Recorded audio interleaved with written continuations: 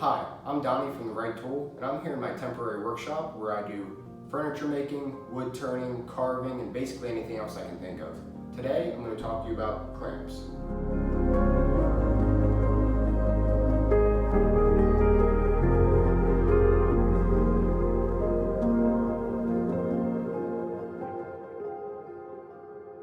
Now, I know that the topic of clamps can be a little intimidating sometimes because there's so many different types of clamps. You want to make sure you have the right one for the project you're working on.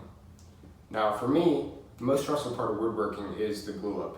Your glue's drying, you have to make sure you get your project glued up all square. You've been working on this project for a while, you don't want to mess it up. So I hope these tips help. Let's get this started off right with my favorite clamp in the shop, the pony pipe clamp. The main use for pony pipe clamps is gluing up furniture. Whether it's gluing up a tabletop or gluing up a cabinet frame, the pony pipe clamp will come in handy. The pony pipe clamp is a very simple construction. It consists of these two orange pieces you see here, and then this black metal pipe in between. Now, I have the 3/4 inch pony pipe clamp. They also come in 1/2 inch. Those measurements refer to the inside diameter of the black pipe that you're going to have to buy separately. You'll find the pony pipe clamps in store in a little plastic package, packaged up just like this. You'll have to go out and buy the black pipe separately and cut it to whatever length you need for the job that you're working on.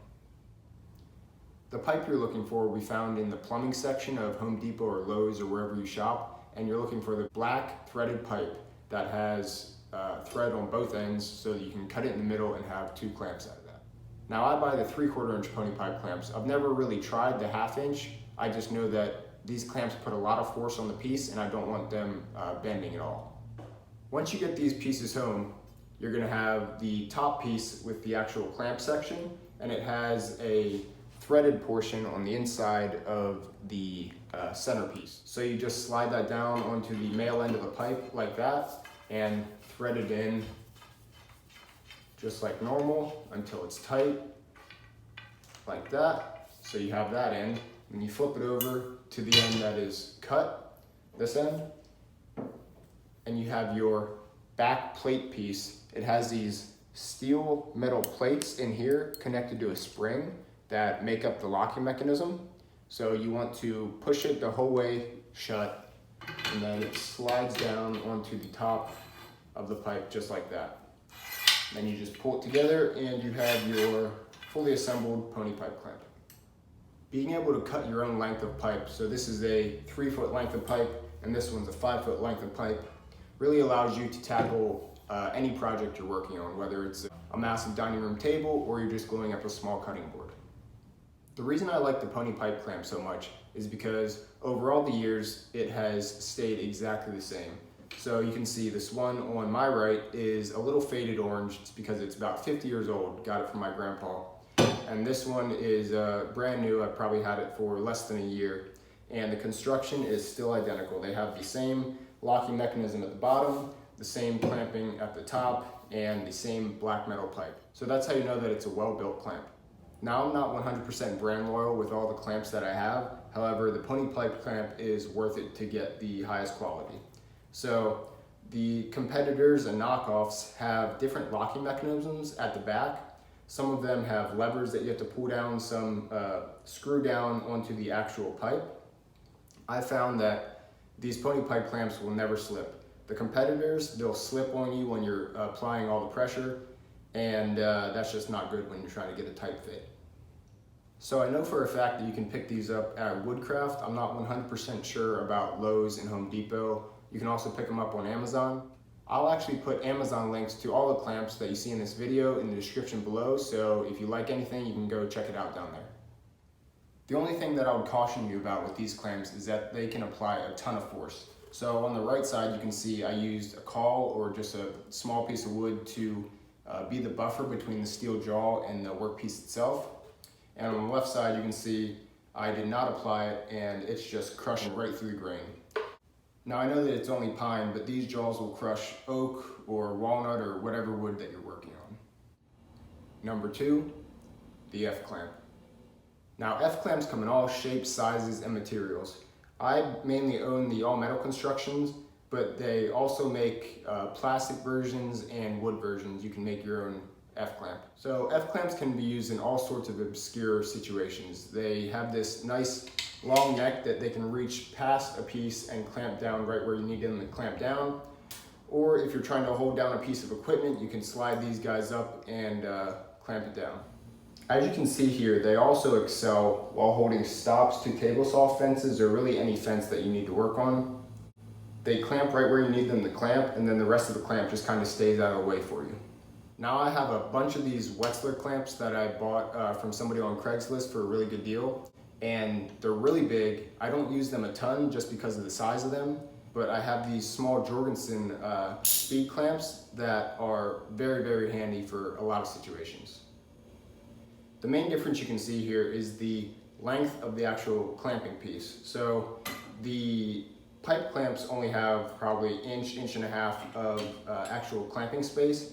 However, these Wetzler clamps have probably 4 or 5 inches that they can bear down on. Number 3, the Handscrew Clamp.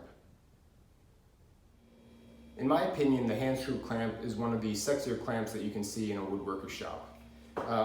They're this all wood construction for the jaws, and then they have steel threaded rods running through perpendicular for tightening and loosening. The main uses for these clamps are fine woodworking, box making. It's to hold pieces vertically so that you can do fine work on the top of the piece. As you can see here, the Handscrew Clamp is holding this piece vertically so that I can cut some nice dovetails. Another advantage of the Handscrew Clamp is the fact that you can clamp onto odd shaped pieces. So if you had a triangle shaped piece, you could clamp on it and then flip it around, put it on your table, clamp it down with an F-clamp, and you could do any planing or any surface work that you need to. Now I picked this clamp up at Woodcraft, but I don't think that the actual brand of these clamps is very important. Like I said before, it's a very simple construction, and I don't think you can really go wrong with any company that you buy it from. One major advantage of these clamps is the fact that it is a wood construction. So like I said, with the fine woodworking, if you're clamping down on finished pieces, these jaws aren't going to mar or mark your wood at all. Number 4, the Harbor Freight C-clamp. Now these C-clamps are really a classic type of clamp. I mean, you'll see these in any type of maker shop. If it's blacksmith, metalworker, woodworker, you'll probably see these C-clamps.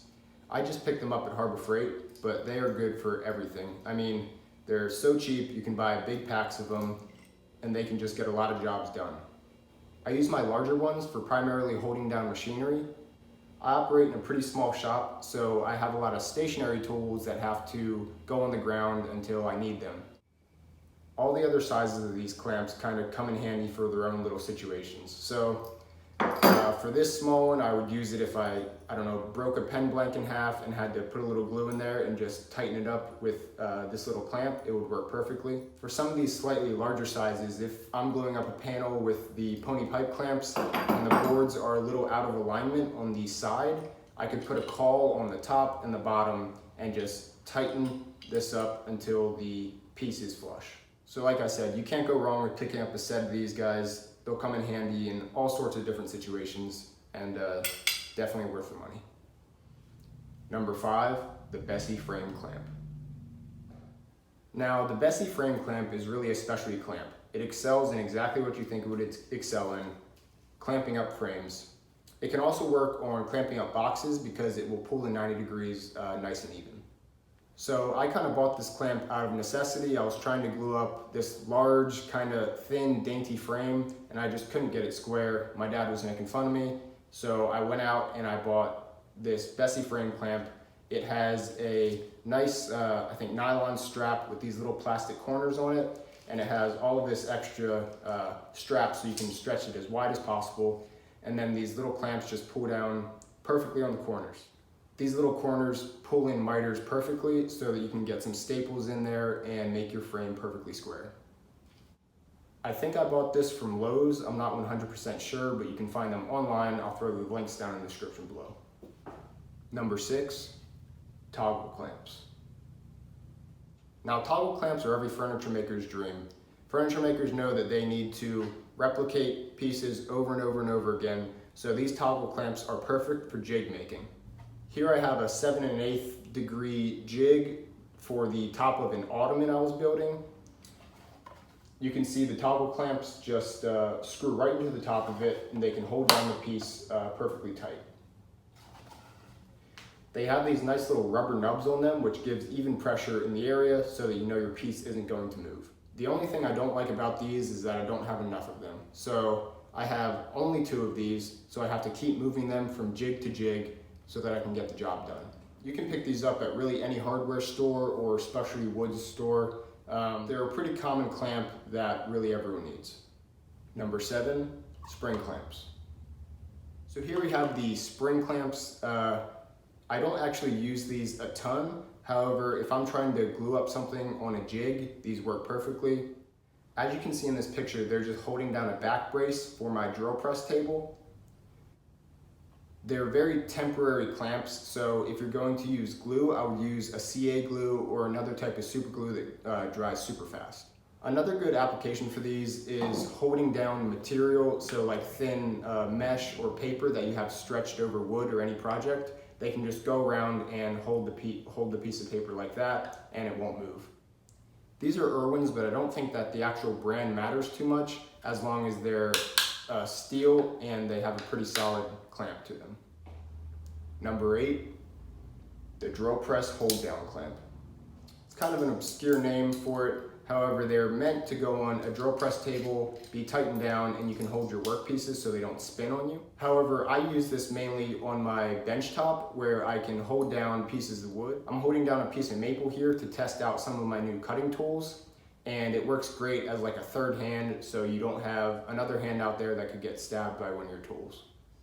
The drill press clamp is basically a modified vice grip, so if you know how to use a vice grip, you know how to use this tool. They have a tightening screw over here that lowers the head on this, and then you have this big clamp that comes down and it will hold it in place permanently.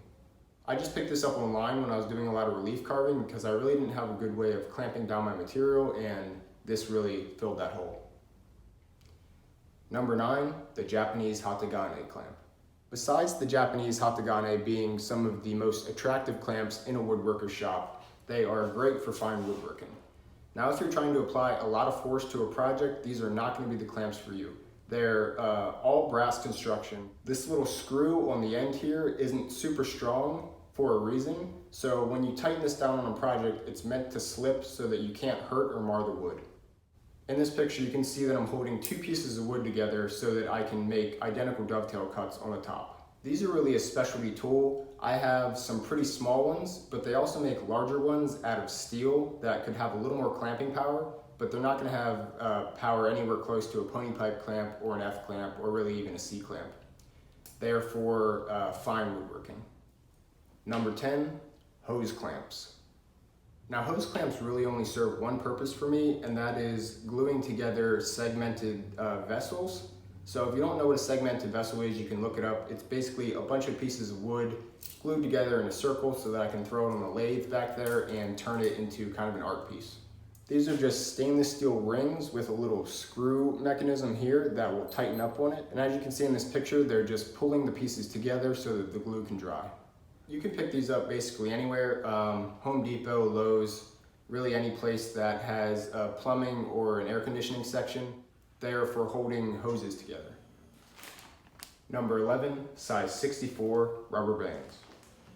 I kind of threw these guys in here as a joke, however they do come in handy a lot in the shop. They can kind of work as a poor man's hose clamp. You can wrap it around the piece that you're gluing up. If you're creative enough, I really think that you can clamp up any project with it. My friend actually just sent me a picture of him clamping up a full table with just rubber bands. It was really impressive.